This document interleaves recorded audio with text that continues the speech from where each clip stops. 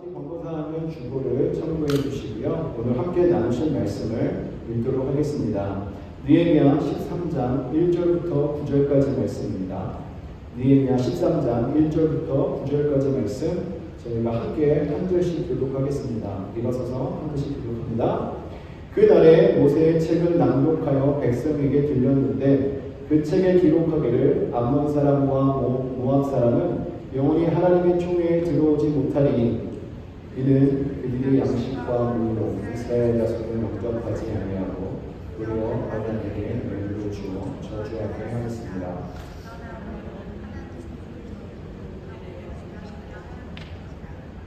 백성이 이 율법을 듣고 곧 섞인 무리를 이스라엘 가운데서 모두 분리하였느니라.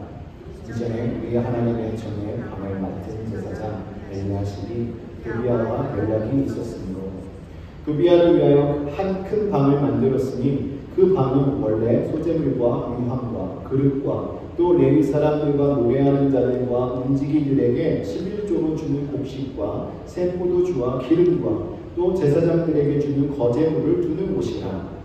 그때 내가 예루살렘에 있지 아니하였느니라. 바벨론 왕 아닥사스다 32년에 내가 왕에게 나아갔다가 며칠 후에 왕에게 말들을 전하고 예루살렘에 이르러서야 엘리야십이 도비야를 위하여 하나님의 전 뜰에 방을 만든 악한 일을 안지라. 내가 심히 근심하여 도비야의 세단을 그 방 밖으로 다 내어 던지고 함께 있습니다. 명령하여 그 방을 정결하게 하고 하나님의 전에 그릇과 소재물과 유향을 다시 그리로 들여 놓았느니라. 아멘. 자리 앉으시기 바랍니다. 네, 저희가 느헤미야 1장부터 13장까지 이제 쭉 훑어보면서 이스라엘 안에 어떤 일이 있었는지 저희가 살펴보며 은혜를 나눴습니다. 이 느헤미야는 바벨론으로 잡혀간 유다인의 후손으로 그곳에서 태어나서 페르시아 제국 아닥사스다 왕의 신임을 받는 자리까지 올라가서 술 맡은 관원장으로 왕의 옆에 있을 수 있었던 사람입니다. 대제국의 왕을 섬기던 사람이었기 때문에 아마도 그 지역에서도 영향력이 있고 또 이스라엘 사람들이 보았을 때도 자신들의 동포가 대제국의 왕 옆에서 신하로 있다는 이 사실이 아마 자부심으로 차 있었을 것입니다. 그런데 그 어느 날 느헤미야가 자신의 동생을 통해서 예루살렘의 황폐한 모습, 황폐한 소식을 듣게 됩니다. 그래서 그것을 놓고 하나님께 기도하며 자신이 어떻게 하면 예루살렘에 돌아가서 이 일을 감당할 수 있을까, 회복하는 데 도움이 될 수 있을까 기도하다가 하나님께서 응답해 주셔서 이제 왕을 감동시켜 주셔서 느헤미야를 본국으로 총독이 되어 돌아갈 수 있게 하는 역사가 일어났습니다. 그래서 느헤미야가 예루살렘으로 돌아가서 지역을 살펴보니까 너무나도 황폐했고 무너져 있는 모습이 가슴이 아팠어요. 그래서 느헤미야는 이스라엘 백성들을 다시 한번 격려하고 독려해서 성벽을 다시 쌓는 일을 시작하게 됩니다. 이렇게 일을 시작하게 되니까 주변에 있는 대적자들이 이 일들을 방해하기 시작합니다. 그래서 느헤미야를 죽이려고도 하고 모함도 하고 또 힘 빠지는 소리들을 하면서 이스라엘 백성들을 조롱하는 이런 일들이 일어났지만 이스라엘 백성들은 느헤미야와 함께 52일 만에 예루살렘 성벽을 다 고쳐서 성공적으로 마무리를 짓게 되었습니다. 이렇게 성벽을 다 재건한 이후에 이스라엘 백성들은 느헤미야와 함께 무엇을 했냐면 첫 번째로 느헤미야는 그 안에서 봉사할 사람들, 예배에 봉사할 사람들을 세우고 또 이스라엘 백성들과 함께 모여서 학사 에스라를 추천하여서 복음을 듣는 시간을 가졌습니다. 율법을 낭독하는 시간을 가졌죠. 그래서 그들이 말씀을 듣고 변화를 받기 시작합니다. 포로 생활을 하고 또 본국에서 예배하지 못하는 삶을 살던 이스라엘 백성들이 이 말씀을 듣지 못하다가 말씀을 듣게 되니까 이제 깨닫기 시작하는 거예요. 자신의 삶이 얼마나 하나님 앞에서 죄가 많은 삶이었는지를 깨닫게 되고 그들이 결정을 합니다. 하나님 앞에 사역하기를 이제는 이방인들과 결혼하지 않겠습니다. 우리 자녀들을 이방인들과 혼인시키지 않고 순결한 하나님의 백성으로 구별된 삶을 살아가도록 하겠습니다라고 사역합니다. 그리고 두 번째는 그동안 철저하게 지키지 못했던 안식일을 하나님 앞에 거룩하게 지키겠습니다. 드리겠습니다라고 약속을 하면서 성전에 봉사하는 자들과 제사장들과 레위 사람들을 세우는 것을 볼 수 있습니다. 그리고 마지막으로 이스라엘 백성들은 하나님을 예배하는 일에 섬기는 자들이 힘쓸 수 있도록 자신들에게 주어진 수입의 10의 1조를 하나님께 드리고 그들이 하나님의 일을 감당하는 데 최선을 다할 수 있게 하겠노라고 자신들의 있는 것을 드리겠다 약속을 하였습니다. 이러한 약속들을 하면서 이제 12장에 보면 성벽 봉헌식을 함께 거행하게 되었습니다. 그래서 하나님께 모든 영광을 돌리게 되었습니다. 그리고 나서 오늘 본문 말씀으로 들어오게 되는데요. 여러분 느헤미야 1장부터 13장까지 내용을 자세히 들여다보시면 이스라엘 백성들이 한시도 편안할 날이 없었습니다.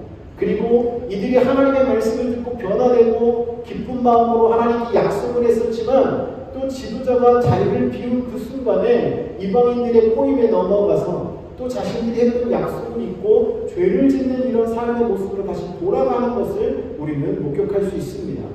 여러분 우리가 하나님을 믿고 살아가면서 모든 순간 속에서 우리가 하나님을 만나서 변화되었다고 그것으로 끝나는 것이 아닙니다. 우리가 하나님 앞에 결단했다고 그것으로 끝나는 것이 아닙니다. 우리의 악한 마귀 원수되는 그 악한 마귀는요 언제든지 저희들을 넘어뜨리려고 호시탐탐 노리고 있다는 것이죠. 심지어 저희가 하나님의 말씀을 듣고 변화되어서 감사하며 예배하며 결단했더라도 그 뒤에 저희들을 유혹하고 다시금 과거로 돌아가도록 만드는 것이 악한 사단들의 모습입니다. 여러분 이스라엘 백성들이 이렇게 하나님 앞에 결단을 하고 서약까지 했었는데도 삶이 무너졌던 이유는 어디에 있겠습니까? 그 이유는 그들의 삶 속에 영적인 질서가 깨어져 버렸기 때문에 그래요. 그러다 보니까 자신의 삶의 원칙이 무너져 버리니까 하나님 앞에서 했던 약속들을 잊어버리게 되는 것입니다. 오늘 본문의 내용을 보면 느헤미야가 잠시 본국으로 돌아가요. 왕의 부름을 받고 아다사스다 왕 옆으로 다시 갔는데 그 사이에 이스라엘 백성들이 다시 혼란스러워진 거죠. 자신들이 살아가야 될 삶의 방향을 잊어버리게 된 것입니다.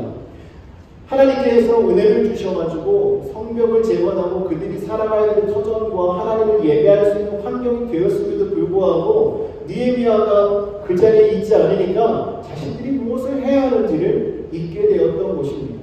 이러한 사실을 느헤미야가 듣고 왕에게 다시 한번 요청합니다. 말미를 주시면 제가 이스라엘에 가서 마무리를 짓고 다시 돌아오겠습니다라고 말씀드리고 마침내 느헤미야가 다시 예루살렘으로 돌아오게 됩니다. 그래서 예루살렘으로 돌아온 느헤미야는요 다시 한번 이스라엘 백성들을 독려하고 잘못된 것들을 다 타파하면서 새롭게 신앙의 회복을 이루며 살아갈 것을 오늘 말씀을 통해서 저희들에게 보여주고 있습니다. 오늘 말씀의 제목은 신앙의 회복을 하려면 우리가 어떻게 해야 하는가요? 그것에 대해서 오늘 본문의 내용을 통하여 은혜를 나누려고 합니다. 신앙의 회복은 하나님의 말씀을 붙드는 때부터 시작되는 것입니다. 여러분 믿으십니까? 하나님의 말씀을 붙들어야 우리의 신앙이 회복될 수 있는 거예요. 느헤미야가 페르시아로 돌아간 이후에 이스라엘 백성들이 방황했던 가장 큰 이유는 하나님의 말씀을 그들의 삶 속에서 멀리 했기 때문에 그렇습니다. 느헤미야가 다시 돌아와서 혼돈 가운데, 신앙의 혼돈 가운데 빠져있고 무질서 속에 있었던 그들을 회복하기 위해서 제일 먼저 시작하는 것이 하나님의 말씀을 그들에게 들려주기 시작한 것입니다. 본문 말씀 1절부터 3절까지 내용을 보시면 이렇게 말하고 있죠. 그날 모세의 책을 낭독하여 백성에게 들렸는데 그 책에 기록하기를 암몬 사람과 모아삭 사람은 영원히 하나님의 총회에 들어오지 못하리니 이는 그들이 양식과 물로 이스라엘 자손을 영접하지 아니하고 도리어 발람에게 뇌물을 주어 저주하게 하였습니다. 그러나 우리 하나님이 그 저주를 돌이켜 복이 되게 하셨다 하였는지라 백성이 이 율법을 듣고 곧 섞인 무리를 이스라엘 가운데서 모두 분리하였느니라.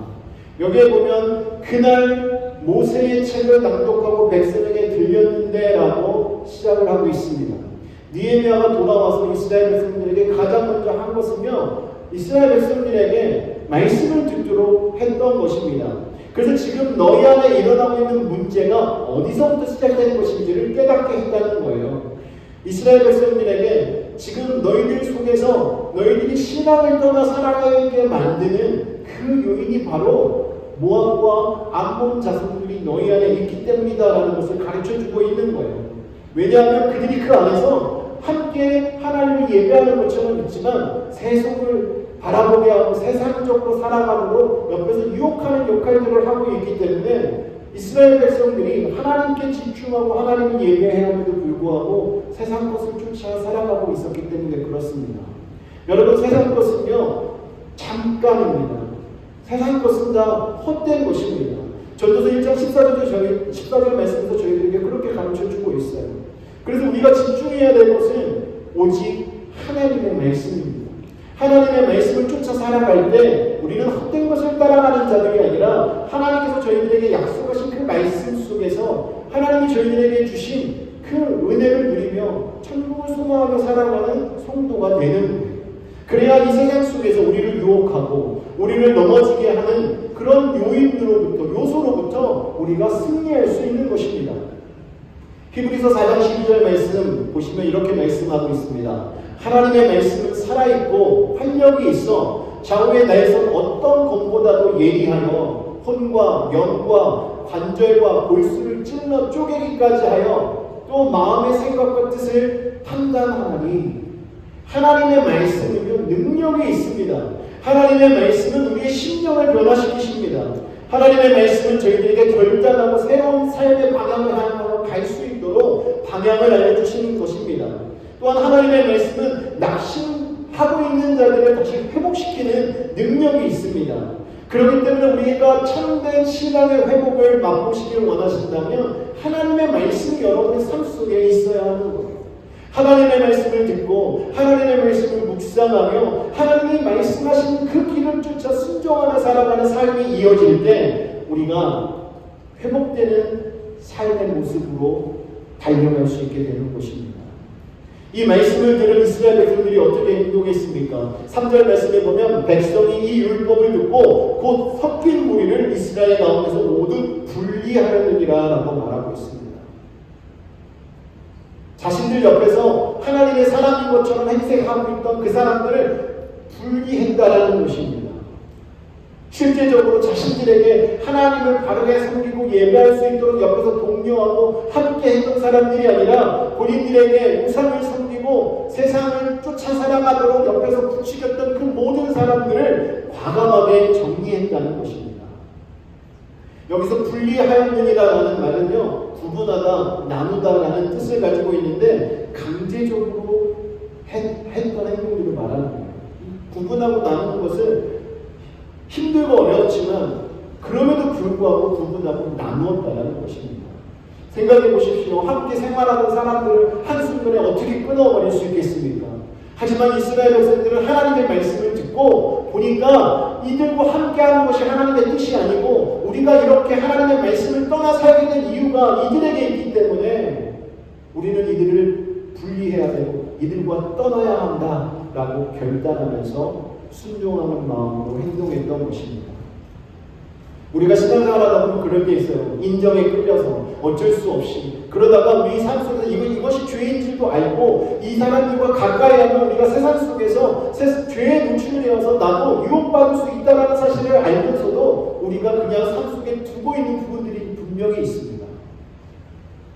여러분 지금은 그냥 우리 옆에 있는 것 같으나 시간이 지나면요 그것이 우리의 삶 속에서 하나님을 떠나 살도록 만드는 요인이 될 수 있습니다. 그래서 우리는 하나님의 말씀을 듣고 깨달았을 때는요 우리의 삶 속에서 과감하게 분리하고 나눠야 될 요소들이 있다 발견되었을 때는 다 내려놔야 하는 것입니다. 하나님이 우리의 삶의 주인이 되는데 방해가 되는 요소는 다 끊어버려야 하는 거예요.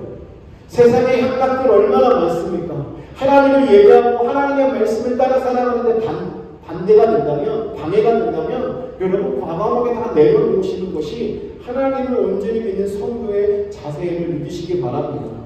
암몬과 모압 사람들과 분리했던 것은 그냥 인종적인 편견 때문에 일어났던 것이 아니라 그들로부터 오는 세속적인 영향을 배제하고 또한 자신들을 불신앙으로 이끌어가는 것을 끊어버리기 위해서 과감하게 행동했던 이스라엘 백성들의 모습을 보면서 여러분들도 결단하셔야 합니다.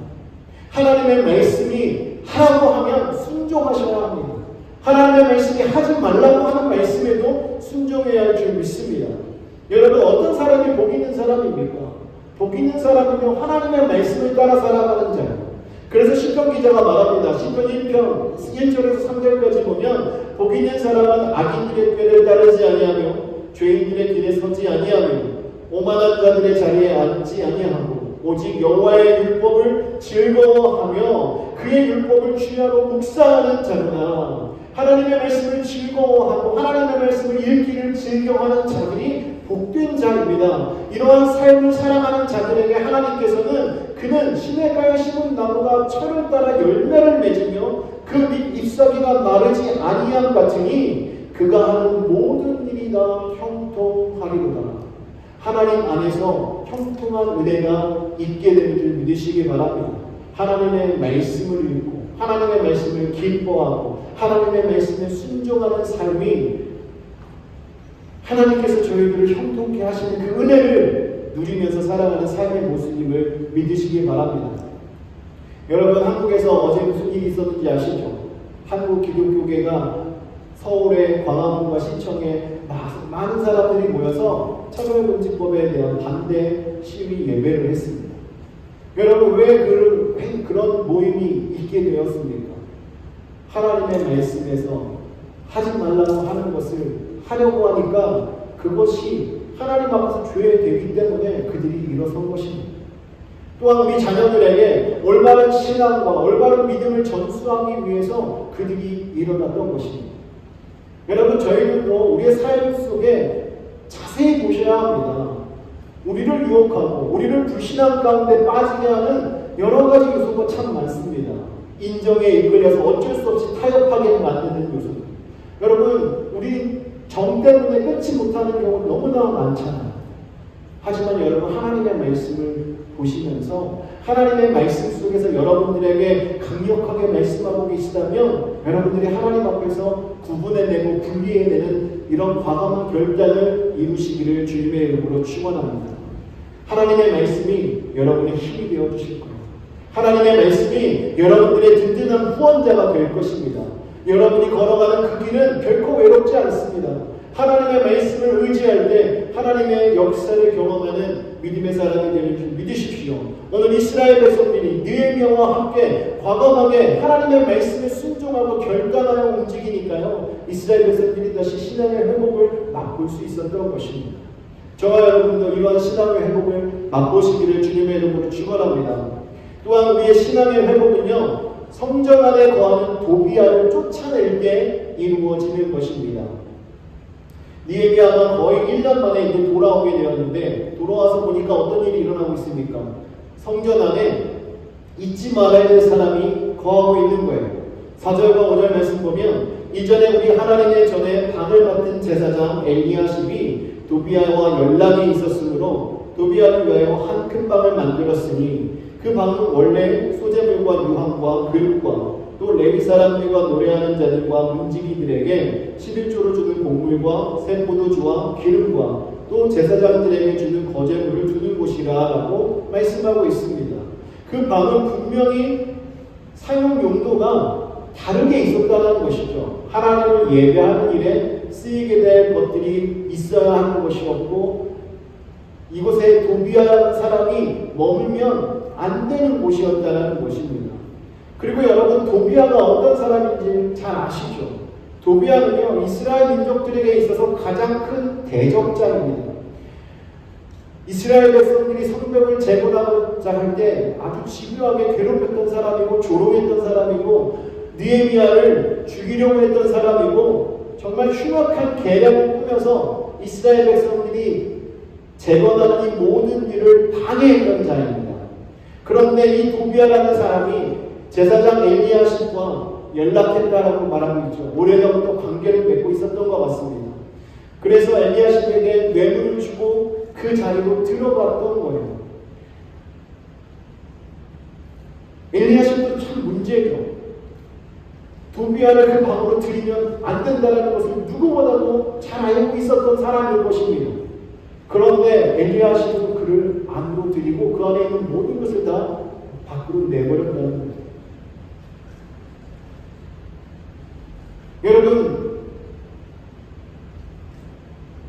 여러분 마음속에는 과연 도비아와 같은 것이 있지는 않습니까? 하나님의 말씀이 거하고 하나님이 거해야 될 여러분 마음속에 도비아와 같은 이러한 요소가 들어와 있다면 여러분 어떻게 하시겠습니까? 지금 이 성전 안에 도비아가 들어와 있다는 것은요, 하나님이 보셨을 때 정말 진노를 내리실 만한 사건입니다. 이스라엘 백성들이 하나님께 제사 드리려고 제물을 가지고 올 때마다 아마 제사장보다 도비아의 말을 더 들었어야 하는 상황이 된 거예요. 그 안에 있는 모든 축락을 도비아가 들여다보면서 관장하지 않았겠습니까? 그러다 보니까 그 안에서 하나님을 온전히 예배해야 되는 그곳에서 뇌물이 오가게 되고 술수가 오가게 되고 도비아라는 사람의 모든 것을 움직이는 이런 일들이 일어나고 있었습니다. 여러분 성전이 타락하게 되니까요, 이렇게 죄된 요소가 성전 안으로 들어오게 되는 것입니다. 엘리야십이 타락하게 되니까 성전이 더럽혀지게 될 거예요. 이 일이 더 나아가서 어떻게 되냐면 28절 말씀을 보면 사마리아 총독이었던 산발랏의 딸과 엘리야십의 손자가 결혼하는 일이 생겨납니다. 이 산발랏도 얼마나 방해했던 사람입니까? 도비아와 함께 풍짝에 맞아서 이스라엘 백성들을 방해했던 자입니다. 그런데 지금 일어나지 말아야 될 일들이 제사장 집에서부터 성전 안에서부터 지금 일어나고 있는 것입니다. 이 사실을 알게 된 느헤미야의 마음은 어땠습니까? 8절에 보면 내가 심히 근심하여 라고 표현합니다. 내가 심히 근심하여 도비아의 세간을 그 방 밖으로 다 내어던지고, 느헤미야는 너무나 근심하고 있습니다. 걱정하고 있습니다. 잊지 말아야 될 사람이 들어와 있고 하지 말아야 될 행동들이 일어나고 있고, 그래서 느헤미야는요 과감하게 도비아의 모든 세간들을 그 방 밖으로 다 내어 던져버리는 것입니다. 사실 느헤미야가 그것을 다 내어버리는 게요 쉬운 일이 아니었을 거예요. 엘리야십과 결탁이 되어있죠. 혹시라도 이 일이 잘못 사람들에게 전해지면 분명히 군중들이 일어나서 자신에게 생명의 위협을 줄 수도 있는 사건입니다. 하지만 느헤미야는 이 일이 하나님이 기뻐하시는 일이 아니라는 것을 알고 과감하게 움직였던 것입니다. 하나님께 기도하고 느헤미야는 과감하게 성전을 정결하게 하는 작업, 청결하게 하는 작업을 시작하게 됩니다. 그래서 나중에 어떻게까지 하냐면요 28절 29절에 보면 도비아뿐만 아니라 대제사장 엘리야십까지도 과감하게 쫓아내버립니다. 하나님 앞에 불법을 행했던 자 과감하게 그 자리에서 쫓아내겠습니다. 마가복음 11장 15절 이하의 내용에서도 예수님께서는 하나님의 전을 강구의 구렬로 만들었다고 말씀하시면서 성전에서 장사하는 모든 장사꾼들을 내어 쫓으셨던 일이 있었습니다. 이와 같이 느헤미야도 9절에 보시면 도비아가 머물던 그 방을 정결하고 본래 목적을 따라서 그 안에 다시 기명과 소재물과 유황을 다시 채워 넣는 것을 우리는 볼 수 있습니다. 사랑하는 성도 여러분, 오늘날은 저희들이 성전이 없죠. 저희는 교회라고 부릅니다. 하지만 성경에서는요 저희들이 성전이다라고 가르쳐주고 있습니다. 고린도전서 3장 16절에 보면 너희가 하나님의 성전인 것과 하나님의 성령이 너희 안에 계시는 것을 알지 못하느냐. 고린도전서 6장 19절에 너희 몸은 너희가 하나님께로부터 받은 바 너희 가운데 계신 성령의 전인 줄을 알지 못하느냐. 너희는 너희 자신의 것이 아니라라고 가르쳐줍니다. 여러분이 하나님의 전임을 믿으시기 바랍니다. 그렇다면 하나님 전에는 누가 계셔야겠습니까? 하나님 전에는 하나님을 예배하는 예배자, 여러분 마음속에 하나님을 예배하고자 하는 그 뜨거운 마음, 그 마음이 자리 잡고 있어야 하는 거예요. 혹시 여러분의 마음속에 도비아와 같은 것이 자리 잡고 있다면, 여러분들이 도비아와 같은 것들에게 여러분의 마음을 메어주고 있다면, 여러분 오늘 이 순간 다 내어 쫓아버리시기 바랍니다. 도비아는 여러분의 마음속에 거하면 안 되는 거예요. 여러분의 마음속에는 예수 그리스도 성령님이 여러분과 함께 하셔서 오직 하나님을 예배하는 예배자가 되어야 하는 걸 믿으시기 바랍니다. 우리의 몸과 영혼을 더럽히는 것들을 다 내어버려야 하는 거예요. 그래야 우리의 심령의 변화가 일어나고 회복이 있게 되고 우리가 회개하고 하나님께 나아가서 새로워지는 역사를 경험하게 되는 줄 믿으시기 바랍니다. 여러분의 마음속에 성령님을 모시고 살아가시기 바랍니다. 여러분 거룩하게 구별된 성도로 삶을 살아가시기를 주님의 이름으로 부탁드립니다.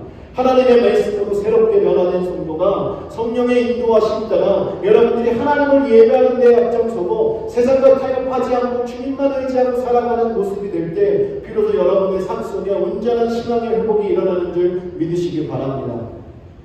마지막으로 오늘 말씀 속에서 저희들에게 주시는 교훈은요, 세 번째로 신앙 회복은 주의를 거룩하게 지킬 때 이루어진다는 것을 가르쳐주고 있습니다. 18절 말씀에 보시면 너희 조상들이 이같이 행하지 아니하였느냐, 그래서 우리 하나님이 이 모든 재앙을 우리와 이 성읍에 내리신 것이 아니냐, 그럼에도 불구하고 너희가 안식일을 범하여 진노가 이스라엘에게 더욱 심하게 임하도록 하는도다라고 말씀하고 있습니다. 이스라엘 백성들이 분명히 안식일을 거룩하게 구별하여 지키겠습니다라고 2일 전에 서약을 했습니다. 그럼에도 불구하고 느헤미야가 자리를 비운 그 1년 사이에 다시 이것이 변질되어서 하나님을 온전히 예배하는 날로 안식일을 지키지 않고 있었던 거예요. 특히 안식일을 훼손하는 일, 또 안식일에 상거래를 하는 일, 또 이런 일들이 비일비재하게 일어나게 되고 그 일에 지도자들이 앞장서 있었음을 오늘 말씀을 저희들에게 가르쳐주고 있습니다. 그래서 느헤미야가 17절 말씀에서 그 지도자들을 꾸짖습니다. 내가 유다의 모든 귀인들을 꾸짖어 그들에게 이르기를 너희가 어찌 이 악을 행하여 안식일을 범하느냐. 여러분, 안식일을 범하는 것은 악입니다. 안식일을 범하면 안 되는 것이죠. 더군다나 백성들을 끌고 가야 될 귀인들, 지도자들이 오히려 앞장서서 안식일을 더럽히고 있었던 것이었습니다. 그래서 느헤미야는 그들을 책망하면서 그들이 하나님 앞에 회개하고 돌아오기를 말하고 있어요. 이전에 조상들도 안식일을 거룩하게 지키지 않아서 하나님으로부터 책망당하고 재앙 속에 있었는데 너희들이 지금 다시금 그 일을 경험하려고 지금 이렇게 돌아가고 있느냐라고 말하고 있는 것입니다. 여러분, 이러한 일을 예레미야 선지자도 동일하게 지적하고 있습니다. 예레미야 17장 27절에 보시면 그러나 만일 너희가 나를 순종하지 아니하고 안식일을 거룩되게 아니하며 안식일에 짐을 지고 예루살렘 문으로 들어오면 내가 성문에 불을 놓아 예루살렘 궁전을 삼키게 하리니 그 불이 꺼지지 아니하리라 하셨다 하시니라. 여러분, 안식일에 대해서 그냥 문자적으로만 우리가 따지고 알고 지나가는 것이 아니라 우리는 하나님께서 정하신 대로 하나님의 뜻을 잘 헤아려서 하나님의 뜻대로 행하는 삶이 되어야 합니다. 그래서 안식일을 거룩하게 구별하여 지키는 성도가 되어야 하는 것입니다. 지금 시대는 어떻습니까? 우리가 안식일이 아니라 예수 그리스도로 말미암아 우리는 예수님께서 부활하신 주일을 우리가 하나님 앞에 예배하며 섬기고 있습니다. 그렇기 때문에 오늘날로 저희가 이 말씀을 적용한다면 우리가 하나님을 예배하는 주일을 거룩하게 구별해서 드려야 하는 거예요. 하나님 앞에 하나님의 날로 거룩하게 구별해서 드리라는 것입니다. 느헤미야는요 19절부터 22절 사이에 이제 대책을 세웁니다. 안식일을 잘 지키기 위한 대책. 어떤 대책이냐면요, 안식일 전 예루살렘 성문이 어두워갈 때에 내가 성문을 닫고 안식일이 지나기 전에는 열지 말라 하고 나를 따르는 종자 몇을 성문마다 세워 안식일에는 아무 짐도 들어오지 못하게 하였다라고 말합니다. 이스라엘 백성들이 안식일날 거래를 하기 위해서요 짐을 지고 먼 길을 떠나 이렇게 와서 그 성문을 지나는 사람들이 있었습니다.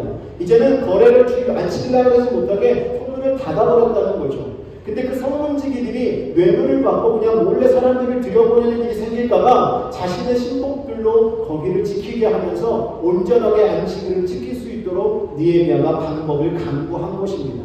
그래서 안식일날 사고파는 일을 하지 말고 온전히 하나님을 예배하는 날로 이스라엘 백성들이 살아가도록 느헤미야가 방법을 내놓았던 것입니다. 여러분, 저희들도 이러한 노력이 우리 삶 속에 필요합니다. 혹시라도 여러분들이 하나님을 예배하는 것을 게으리하고 소홀히 하게 만드는 요소가 있다면 그런 일들을 하지 않도록 여러분들 계획을 세우셔야 돼요. 방법을 강구하셔야 합니다. 어떻게 하면 내가 하나님을 예배하는 데 힘쓰고 어떻게 하면 하나님을 기쁘시게 예배하는 삶을 살아갈 것인가. 여러분, 예배하는 그 하루도 하나님 앞에 거룩하게 구별되어 드리지 못한다면 아마 우리가 살아가는 나머지 6일의 삶도 거룩하게 구별된 삶을 살아가기가 쉽지 않을 것입니다. 그렇기 때문에 여러분, 하나님을 예배하는 이 하루는요, 더욱더 여러분이 하나님 앞에서 정직하게 하나님을 기쁘시게 하는 예배드리는 예배자의 삶을 살아가셔야 하는 것입니다. 그래야 여러분에게 주어진 나머지 6일의 삶도 하나님께서 기뻐하시는 삶을 살아갈 수 있는 거예요. 우리의 삶 속에 우리를 유혹하고 우리를 예배하지 못하게 만드는 요소가 너무나 많이 있습니다. 때로는 우리의 삶이, 때로는 직장이, 때로는 가족이, 때로는 여러 가지 일들로 인하여서 하나님을 예배하고자 하는 우리의 발목을 잡는 경우들이 있어요. 그럴 때마다 여러분들 계획을 잘 세워보세요.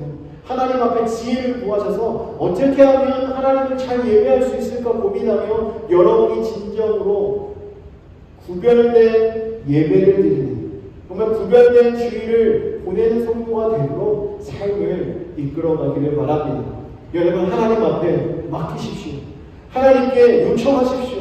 여러분들의 삶 속에 여러분들로 하여금 예배를 못하게 하는 요소들을 하나님께서 막아주시고 제해주시고 또한 과감하게 저희들로 하여금 결단해서 끊어버릴 수 있도록 하나님께서 인도해 달라고 하나님께 구하시기를 주님의 이름으로 축원합니다. 사랑하는 성도 여러분, 이제 느헤미야 말씀을 마칩니다. 이 느헤미야 전체를 보면서 여러분 정말 우리의 신앙을 한번 점검해 보셨으면 좋겠어요. 과연 우리는 얼만큼 하나님 앞에 순전한 모습으로 하나님의 말씀을 가까이 하며 하나님의 말씀을 순종하며 살아가고 있는지 살펴보기를 원합니다. 또한 우리의 삶 속에 하나님을 모시고 우리의 삶의 주인이신 하나님과 더불어 살아가야 함에도 불구하고 아직도 내가 주인 삼은 세상적인 것, 내 욕심, 내 욕망, 내 목표를 앞세워서 살아가고 있지 않은지 우리는 살펴보아야 합니다. 하나님이 우리의 삶의 주인이심을 믿으십시오. 하나님의 인도하심 따라 하나님과 함께 더불어 살아갈 때 우리는 하나님의 사람으로 온전한 믿음을 가지고 신앙생활을 살아가는 성도가 되는 것입니다. 우리가 하나님을 중심으로 살아가지 않으면요, 그 중심 가운데 세상이 들어오게 되어 있고 악한 영이 들어오게 되어 있습니다. 하나님을 중심으로 살아가기를 원합니다. 우리가 거룩하게 구별된 성도가 되어서 하나님을 영화롭게 하고 하나님을 기쁘시게 해주는 성도가 되어서 이 세상 속에 나갔을 때 저희들을 바라보는 세상에 있는 사람들이 저희들을 바라보고 예수를 바라볼 수 있도록, 예수를 발견할 수 있도록 이러한 삶을 살아가는 저와 여러분 되기를 주님의 이름으로 축원합니다. 이 시간 우리 함께 기도합시다. 기도하실 때 하나님, 저희가 신앙의 회복이 일어나기를 원합니다. 하나님의 말씀으로 돌아가게 하시고 우리의 삶의 주님을 삶의 주인으로 모시고 살아가는 성도가 되게 해주시고 또한 우리의 삶의 날들을 구별하여서 하나님을 예배하는 성도들로 주께서 인도해달라고 시간 주여 한번 부르시고 기도하시겠습니다.